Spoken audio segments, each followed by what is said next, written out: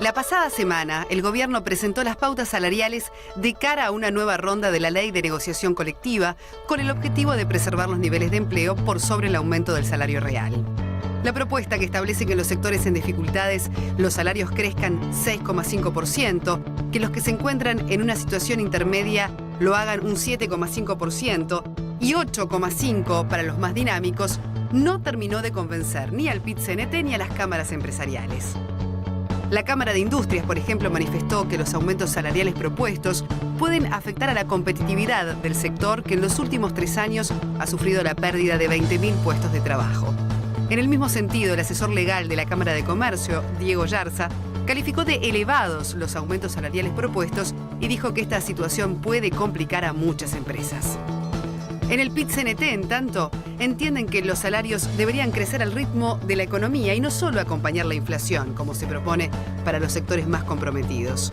Además, la propuesta del gobierno de que el salario mínimo alcance los 15.000 pesos en enero de 2019 quedó lejos de los 16.500 que reivindicaba la central sindical.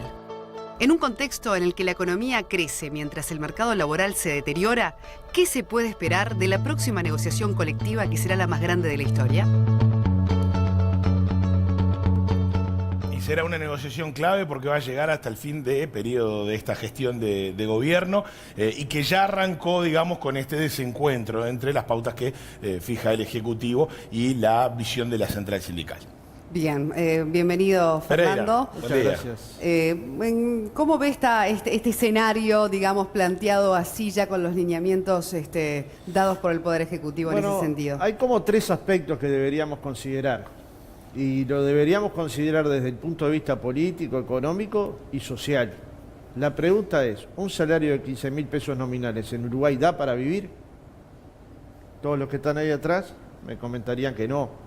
No da, ¿verdad que no da? No da. Entonces, cuando discutimos un salario mínimo de 16.500 es un concepto, es que en un hogar de 3 personas, donde 2 ganen ese salario, ese hogar no esté por debajo de la línea de la pobreza. Fíjense en el piso que está colocado el planteamiento. ¿Es que esto no abarca a nadie? No, no abarca a ningún sindicalizado, pero abarca a trabajadores informales, a trabajadores cuentapropistas, es decir, a un conjunto de trabajadores que sin tener protección sindical están muy mal económicamente, tienen muy malos ingresos. De forma tal que nuestro planteo era dar un salto más alto en este primer año, llegar a 16.500, llegamos a 15.000. Esto no significa que no sea un salto, porque las cosas hay que evaluarlas en su justa dimensión, pero no es el salto que nosotros hubiéramos esperado. Un segundo planteo sindical, que ahí sí abarca sindicalizados a varios decenas de miles, es que se atendiera con un porcentaje diferencial a aquellos trabajadores que se consideren sumergidos. Nosotros considerábamos sumergidos a aquellos que tuvieran 20.000 pesos líquidos o menos de salario. El gobierno entendió que es 25% por encima de los 15.000 pesos, o sea, unos 19.000 pesos nominales. Ahí hay una diferencia, pero hay una atención al sector sumergido. No toda la que nosotros quisiéramos, pero hay una atención al sector sumergido. Y el tercer aspecto que planteábamos es que hubiera un aumento que refiriera a la inflación, porque no nos gusta ser aventureros con qué va a pasar con los precios, porque depende de decisiones nacionales, pero también depende de decisiones globales, digamos, el precio del dólar y otras, que no dependen exclusivamente de decisiones nacionales, de forma tal que hubiéramos preferido inflación pasada más crecimiento. El gobierno optó nuevamente por ajustes nominales, permitiendo que las empresas y los sindicatos colocaran las empresas en los sectores, entre los que están mal, los que están en el medio y los que tienen una situación, aunque no son denominados así para que se entienda bien, las que están en posición de crecimiento. Y esto lo discutirá la propia ronda. Ahora, para poner cada cosa en su lugar, los sectores tienen que venir y mostrar, me fue así. Miren, la feria me fue así. Ahora, no es al grito, si es al lloradero, ningún sector creció. Entonces suponemos que el Producto Bruto Interno crece 3% solo por obra del Espíritu Santo, porque si no crece el turismo, no crecen los servicios. ¿Usted vio lo que fue el turismo este año? Este año los turistas que entraron en Uruguay, que fueron muchos más que el año pasado, resulta que gastaron menos. Entonces siempre por una cosa o por otra, los sectores no quieren dar los aumentos de recuperación real. Si nosotros hubiéramos creído todos estos llantos desde 2005 para acá, no hubiera existido ningún crecimiento salarial.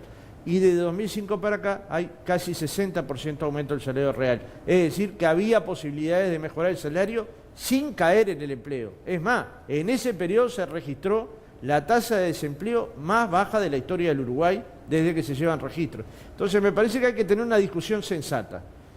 Si lo primero es la nación, y que la gente que vive dentro de la nación tenga una vida digna, acceda a la educación, acceda a la salud, no se prive de la alimentación, tenga un techo adecuado. Si lo prioritario es el trabajo, discutamos cuáles son las causas por las que el Uruguay en algunos sectores está perdiendo empleo. En algunas nada tiene que ver con el salario, tiene que ver con ingresos, nuevas tecnologías, lo que eso implica, los cambios que eso lleva en el mundo del trabajo, la readecuación que todavía se hace en forma lenta en el Uruguay y merece una discusión aparte. Pero no se puede pensar que para sobrevivir en el empleo haya que tener salarios de 15.000 pesos, porque si esta fuera la lógica, si la única forma de competir en el mundo fuera la de bajos salarios, bueno, uno se preguntaría cómo compiten los países nórdicos, ¿no? Vale, ¿y qué pasa si, por ejemplo, las pautas de crecimiento económico, de crecimiento salarial por sector están por arriba de lo que dicen las cámaras que creció el país? Bueno, eso sería mágico, pero no va a suceder. O sea, van a estar alineados de acuerdo a... No hay ningún sindicalista, podrá haber alguno excepcionalmente, que ponga su trabajo en riesgo por medio punto de aumento salarial. El sindicalista conoce en general cómo le está yendo a su empresa, en general conoce cuáles son las dificultades y cuáles son las posibilidades. Tiene que confiar en los datos que proporcione las cámaras, que proporcione el Ejecutivo. Y tiene que haber datos. El problema es que es una dificultad de la negociación en Uruguay que las cámaras presenten datos. Y también ha sido una dificultad para discutir productividad. Cuando ustedes le dicen el movimiento sindical no quiere discutir productividad, usted diga, al presidente del PCNT dijo que sí. Ahora, para discutir productividad hay que poner información arriba de la mesa. Para discutir un tema tan imponente como productividad, no se trata de discutir intensidad del trabajo, porque al tiempo usted tiene tendinitis, tiene una rotura de columna, tiene un problema físico que le impide trabajar. Si lo que quiere discutir es cómo se produce más, en verdad hay que colocar mucha información arriba de la mesa. ¿Los únicos datos disponibles son hoy por hoy PBI e inflación? Y algunos más, pero todos los que puedan salir de la encuesta continua de hogares, efectuada por el INE, que son datos muy serios, pero no datos específicos sobre los sectores.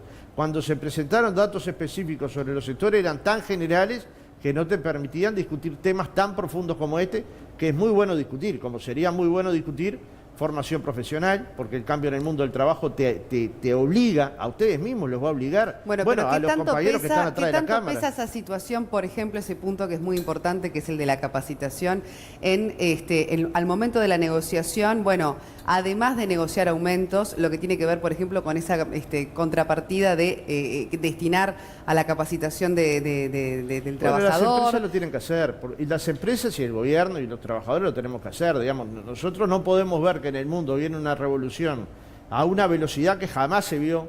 Pero en la práctica eso se concreta luego. Sí, en muchas empresas sí. Donde hay empresarios que dialogan con los trabajadores, hay planes de formación, de capacitación, de recategorización de las personas que se van capacitando. Porque digamos, vos no podés hacer capacitar a alguien y que eso no se vea reflejado en su ingreso mensual.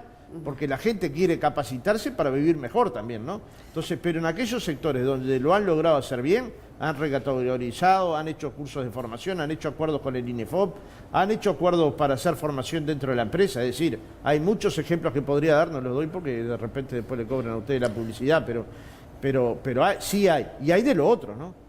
De los que hacen el dinero en Uruguay y después van e invierten en Paraguay, donde no hay derechos laborales, no hay negociación colectiva, no hay sindicatos. ¿Está ocurriendo cada vez más eso? Y usted averigüe. ¿En qué sector? Pregunte cuántas millones de hectáreas están compradas en Paraguay por uruguayos. Los uruguayos tendrían que reclamar la no extranjerización de la tierra, entre otros extranjerizadores uruguayos, que han hecho dinero con la producción agropecuaria nacional y la han invertido en Paraguay. Porque son mejores tierras, ¿no? Porque trabajan con muchas menores cargas impositivas, porque casi no hay carga impositiva, porque no hay derechos laborales. Ese es el país que nosotros queremos. Porque la pregunta en el fondo siempre es ¿en qué nación queremos vivir? Porque finalmente nosotros queremos vivir en un país productivo, con justicia social, desarrollo democrático. Por ejemplo, en los convenios debería haber cláusulas de género. Por ejemplo, para que si una mujer es violentada, como estaba diciendo Balaguer, esa mujer, aparte de atenderse, de buscar una solución habitacional, de protegerse de que un individuo no la mate, no la lastime, además de eso no se encuentra que perdió el salario, ¿no? Cuando llega a cobrar encuentra que perdió el salario, y estamos trabajando para que en todos los convenios haya protección a la mujer que sufre violencia doméstica, protección a través de la licencia y también protección a través del sindicato, y hemos estado conversando con el Ministerio del Interior distintas variables. También para que no echen a una mujer embarazada o en el periodo lactante. Echaron hace un tiempo a una compañera de ALUR, una trabajadora de ALUR. Su pecado original es que un día fue secretaria de Sendic. Yo me imagino a la gente tirando las fotos que un día se sacó con Sendic, pues debe haber como 1 millón de fotos o más, ¿no? Ese es el único pecado, es una persona que no tuvo ninguna observación laboral y en un momento por reestructura la despiden. ¿En qué momento? En el momento que está el niño, en el momento que el niño está en periodo de lactancia. Se puede despedir ahí, se puede pagando una multa de 6 salarios, pero lo que intenta el legislador es que no se despida. Ahora despidieron a una trabajadora tercerizada, pero que trabajaba en la pantalla de Canal 5, Leonores Barcas, sencillamente porque era un unipersonal, que es una forma muy común de contratar en los medios de comunicación y que deberíamos levantar la voz, porque ¿cuál podría ser la diferencia entre un trabajador de un medio de comunicación, periodista, comunicador o lo que fuera, y un trabajador metalúrgico, a la hora de garantir sus derechos? Esa mujer estaba embarazada, se queda sin trabajo. ¿Y por qué no le garantizan entonces que esa mujer continúe su trabajo, como dice la ley, durante todo el embarazo y los 6 primeros meses de lactancia? Es que hay que garantizarlo, no hay que encontrar mecanismos legales para evitarlo. Ahora, Al Uruguay... contrario, lo que hay que hacer es buscar mecanismos morales para habilitarlo, éticos para habilitarlo, porque la legalidad usted la puede interpretar, lo que no puede dejar de interpretar es que dejó sin trabajo una mujer que estaba a punto de tener un bebé, con lo que supone el estrés para una persona que a punto de tener un bebé pierde su trabajo, pierde su fuente de ingreso. Uruguay ¿no? igual ha avanzado mucho en todo lo que Sí, es la claro. en materia de legislación. De hecho, los consejos de salarios también han tenido gran expansión. Hay países que están discutiendo esto como de primer mundo, ¿no? Países desarrollados que hoy están discutiendo si no debería haber una ronda, por ejemplo, de negociación colectiva. En ese sentido, Uruguay se ha despegado y ha obtenido muchos logros. Ahora hay una denuncia, por otro lado, de la Cámara de Comercio, también de la Cámara de Industria, con respecto, bueno, a las exigencias muchas veces que se plantean allí ante la Organización Internacional del Trabajo. ¿Cuál cree usted que puede Una tener? insensatez. Todos podemos ser insensatos en algún periodo de nuestra vida, ¿no? Pero un país que tiene más de 90% de acuerdo en los convenios colectivos de trabajo, ¿usted dice que no es un país democrático en términos de relaciones laborales? 90% de acuerdo. Muchos más son acuerdos bipartitos entre empresarios y trabajadores que tripartitos, porque van por encima de los lineamientos del gobierno, ¿me entiende? Votan por encima de los lineamientos del gobierno. Entonces plantean allí algunos temas. Uno de ellos es la ocupación de los puestos de trabajo, y fíjense lo que aconseja la OIT, ¿no? Que en un lugar ocupado, supongamos Canal 4 ocupado, los que quieran trabajar puedan trabajar, la gerencia esté en el lugar y los ocupantes en el lugar. Bueno, yo creo que queda muy bonito decirlo, pero es impracticable. Es como si mañana yo le dijera, mire, juega Goes y Aguada, que el otro día estaba allí en el estadio, mezclen las hinchadas. Bueno, desde lo lírico debe quedar fantástico, pero de hecho esto no es posible de hacerlo. Otros aspectos que se... Bueno, pero para algunas cosas está de acuerdo con el diálogo y con la Estoy de acuerdo negociación, totalmente con el diálogo. y en otras tiene que ser una imposición. No, yo no impongo nada. Yo lo que le digo es que es impracticable. Si yo le digo, usted hágalo, usted no lo va a poder hacer. Entonces yo lo que no me puedo hacer cargo, ni como dirigente sindical, ni como ciudadano, es de hacer cumplir algo que es inviable, que es imposible, que yo le estaría mintiendo si le dijera que es posible. Ahora, usted es consciente que nosotros tuvimos un diálogo muy profundo con el presidente de la Cámara de Industrias anterior y con el presidente de la Cámara de Comercio anterior. Construimos un documento que estaba vinculado a la prevención de conflictos. ¿Se acuerdan que empezó en la gira en Finlandia, terminó acá en Montevideo en una ronda muy larga de negociación? Y ese documento fue a evaluación de las cámaras empresariales y del PICNT. Las dos cámaras empresariales rechazaron un mecanismo que prevenía la ocupación. Es que la evitaba, no, que la prevenía. Es decir, que tenía etapas previas, que si se llegaba a la ocupación era porque se había agotado todo el diálogo, en el ámbito bipartito, en el ámbito tripartito, en otras negociaciones de mediación.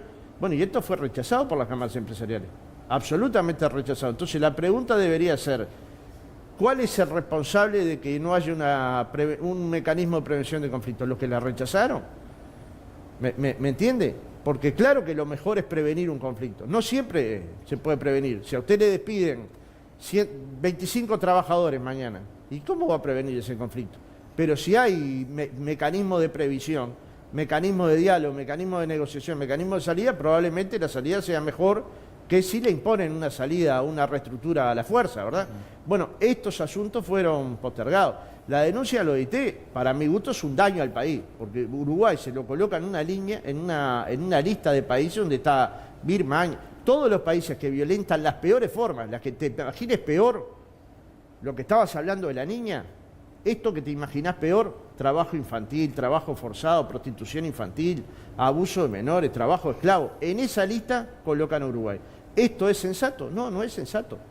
Sencillamente no es sensato. Es más, nadie lo entiende en el mundo, a tal punto que el director general de la OIT anterior, el doctor Somavía, y el director actual, Woodrider, ponen a Uruguay como modelo para América Latina, por lo que decís vos, sobre negociación colectiva y relaciones laborales modernas, como forma de encontrar un modelo. Ese modelo es cuestionado por el sector empresarial. Naturalmente que hay intereses políticos en una decisión de este tipo, yo no lo puedo poner en discusión. Y no es un problema de animosidad con las personas, con las que yo me llevo muy bien.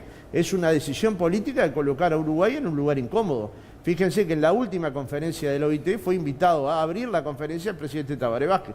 Y en general abren esas conferencias aquellos países que tienen estándares de negociación colectiva, diálogo tripartito, muy bueno, ¿no? En estos términos, ¿es igual, si hablamos en materia de conflictividad, aquellos reclamos que tienen que ver con cambios en la matriz o en la fuerza de trabajo por nuevas tecnologías que aquellos reclamos que tienen que ver estrictamente con mejoras salariales? Bueno, para empezar, nosotros creemos que acá no llegó todavía la revolución científica y acá llegó hace mucho tiempo. Para empezar, en el último año se invirtieron unos 1.800 millones de dólares del sector privado en la importación de nuevas tecnologías. El problema de las nuevas tecnologías no es si son buenas o son malas. En principio pueden ser muy buenas. Imaginemos que hace algunos siglos, cualquiera que lea historia, las personas vivían 40 años. Está bien, pero ya vivimos 80. ¿Se ha discutido esto a nivel de los sectores? Profundamente. Porque naturalmente que tiene que ver con el mantenimiento del puesto de trabajo, pero acá necesitas discutir dos cosas. Si mejorás la productividad, producto del ingreso de nuevas tecnologías, ¿no será necesario discutir una nueva jornada laboral? No pasaje de 8 a 6 horas, porque cada vez que digo eso me dicen el PCNT, después me titulan, el PCNT propuso pasar de 8 a 6 horas. No, lo que cada rama de actividad indique. Por ejemplo, hay sectores de actividad que pasaron de 8 horas a 7:45 y no trabajan los sábados. Hay otros sectores de actividad que pasaron a 7 horas 15. Habrá que ver cuál es el efecto del científico-tecnológico. Lo que no podemos pensar es que la única conclusión de esta revolución es que va a haber menos empleo, porque no necesariamente va a ser así. Va a ser así si se define una política concentradora. Hoy los 8 mayores creadores de nuevas tecnologías tienen la misma riqueza de la mitad de la población mundial. ¿Esto cuánto lo va a resistir el mundo? ¿Cuánto tiempo lo puede resistir? Una distribución equitativa de la riqueza supone que esa nueva tecnología suponga que las personas con menos ingresos ingresen a los medicamentos de alta tecnología, que las personas con menos ingresos ingresen al mundo nuevo, que puedan ingresar, si no la brecha va a ser absolutamente interminable, que las personas que tienen dificultades para acceso a la salud puedan hacerlo, que la educación contemple este cambio, que la educación en el trabajo contemple este cambio y al mismo tiempo que las decisiones de política contemplen una distribución de la riqueza y probablemente jornadas laborales más cortas y probablemente renta básica universal. Fernando, para ir también a otros temas en el tiempo que nos queda, ¿qué pasa también a veces con la preocupación de las inversiones extranjeras que no encuentran trabajo calificado muchas veces para poder desarrollar y para poder, bueno, también generar mayor fuente de trabajo? Porque está la calidad de las condiciones de trabajo que son fundamentales. Pero también está qué estamos haciendo nosotros como sociedad para poder también ofrecer calidad en el trabajo, ¿no? Bueno, educación. ¿Pero qué se está haciendo en ese sentido y qué percepción tiene usted, por ejemplo, ahora con las nuevas generaciones? Sabemos lo que está pasando en la educación, sabemos muchas veces lo que son los índices de deserción, ¿verdad? Bueno, en el liceo, luego después también la preparación técnica quizás no. Bueno, la deserción hay que estudiarla a la luz de la pobreza. Usted no vaya a creer que... ¿Pero ve un deterioro en ese sentido de la sociedad? Yo le voy a explicar. En Pocito, Carrasco, Cordón, Centro, casi no hay deserción. y en otros sectores de la sociedad hay una altísima deserción. O sea, la deserción está íntimamente vinculada a la pobreza. Y la pobreza no es un número, es decir, el que está por encima de este ingreso salió de la pobreza. En términos estadísticos sí, pero en el término que nosotros estamos trabajando, que es que la persona pueda desarrollarse, tiene que ver con cuánto desarrollo social, cultural, emocional tiene la persona para poder insertarse en el mundo actual. Bueno, ahí tenemos una dificultad. Y esa dificultad solo se resuelve con educación y con inversión presupuestal en educación. Hay muchas personas que dicen solo con dinero este tema no se resuelve. Eso es verdad, pero si usted analiza, busque en el mundo cuáles son aquellos países que han obtenido resultados muy buenos en materia de educación, en materia de desarrollo científico-tecnológico, en materia de innovación e investigación, y va a encontrar que son países que invierten bastante más que el 6% de su producto en educación. Ahora, si usted, yo le hago otro desafío, búsqueme uno que habiendo invertido 4 o 5% durante 50 años haya tenido resultados positivos. Y no va a encontrar. Bueno, eso y Uruguay es una discusión invirtió... aparte, eso es una discusión no es una aparte. discusión. Esto es estadístico. Bueno, la estadística... ha ido en aumento el presupuesto destinado y, sí, pero y no hoy los con todo el resultados. aumento, 5%. No bien. Pero escuche lo que le digo, con todo el aumento, 5% del Producto Bruto Interno. Durante 50 años, en cuestiones que son, la educación es un proceso, se gastó entre 3% y 5%. ¿Por qué esperamos resultados favorables cuando lo que invertimos es paupérrimo? ¿Usted cree que está ahí la solución? Bueno, empieza la que se solución invierte. con la cantidad de maestros suficientes, con que los profesores no acumulen 60 horas para poder vivir, con que efectivamente haya clases con cantidad de alumnos adecuadas, con que haya políticas de shock en aquellos contextos socioculturales que son críticos por muchas variables. Pero además estamos en una situación donde también están llegando muchas personas de la región, ¿verdad?, a instalarse en este país y a buscar oportunidades, donde eso evidentemente también mueve de forma importante el mercado laboral, ¿no?, en ese sentido. Y sí, muchos de ellos con gran preparación, aunque hoy no estén quizás trabajando en el contexto actual, en los cargos o en los trabajos que... Por la información que yo tengo, entran en las dos direcciones, con mucha preparación y con menos preparación. Pero de todas maneras, nosotros no podemos quejarnos de los migrantes cuando hemos migrado toda la vida, ¿no? Nosotros tenemos cientos de miles de uruguayos viviendo en la Argentina, en España. Además porque somos un país, ¿a dónde vamos? Ahora Federico Paz probablemente encuentre alguno en Rusia. No te extrañe. Entonces, lo que te quiero decir, no nos quejemos de que otros vienen. En todo caso, quejémonos si no se les dan los mismos derechos. Y el PCNT sí tiene una enorme responsabilidad. Vienen y con ganas de trabajar y con la preparación para hacerlo, ¿no? Y bueno, nosotros tenemos... Pero eso mueve igual algunas estructuras. Mira, yo hablé con un demógrafo para ver si esta circunstancia nos podía sacar de los 3.300.000, porque esta es una lógica que nosotros tendríamos que aspirar a ser un país de 5 millones. Hace rato que somos más de 3 millones. millones. No mueve la aguja, ¿no? No la mueve, ¿eh? O sea, no pensemos que el dato migratorio... Esto es muy reciente. No, pero ellos lo analizan en la perspectiva de cómo se está desarrollando la migración y cómo se... Yo no soy especialista en el tema. Este demógrafo me decía, esto no va a ser lo que va a cambiar la población nacional. Esto no lo va a cambiar. Porque al mismo tiempo que migran, otros no, y hay una tasa de natalidad baja, la tasa de natalidad... Pero hablemos del empleo, no solo ¿no? es muy Más allá baja, de lo sino que es muy, empiezan muy alta en edad. ¿Me explico? La gente pero espera... hablemos del tema del empleo, ¿no? Pero que trabaje, pero escúchenme, que trabaje un dominicano, un cubano, un venezolano, un uruguayo, para mí es lo mismo si le cumplen los derechos laborales. Yo entiendo que podemos sacar lo peor del nacionalismo que a veces nos toca y decir, yo no quiero que mi lugar de trabajo lo ocupe un venezolano. Mire, yo voy y ocupo un lugar de trabajo en España y a los venezolanos en el año 70 le metimos, no sé, como 30.000 uruguayos exiliados. No es una ley de compensación, digo, no, tiene pero la lo que te cerrada, digo es, tenemos que construir un mercado laboral que al uruguayo y al dominicano le paguen el mismo salario. Por supuesto. El problema se te da cuando algunos avivados contratan a los trabajadores migrantes y le pagan por debajo del laudo, sin la cantidad de horas necesarias, y ahí nosotros tenemos que poner un ojo. Primero, para garantizarle los derechos y afiliarlos a los sindicatos, y en segundo lugar, para que no se violenten derechos de ese trabajador y de un trabajador uruguayo que pueda aspirar a ese puesto de trabajo, ¿no? ¿El 22 de marzo van a hacer un paro parcial? Es verdad. Y es un paro parcial más o menos por estas cosas. Nosotros nos jugamos este año este tema, el del Consejo de Salarios, pero además nos jugamos la rendición de cuentas, es decir, que la educación tenga los recursos necesarios, que la salud tenga los recursos necesarios que las personas puedan acceder a los medicamentos sin pensar 10.000 veces si tienen o no para pagar esos tickets. Imaginen ustedes un trabajador de 15.000 pesos de salario que va a ir a una mutualita y tiene que pensar la orden, los tickets, los medicamentos. No va, créanme que no va. Entonces, construir condiciones, no es que nosotros no valoremos los avances, todo lo contrario. Hemos venido diciendo, y algunos nos dicen que hasta decimos de más, los logros que hemos alcanzado en este periodo.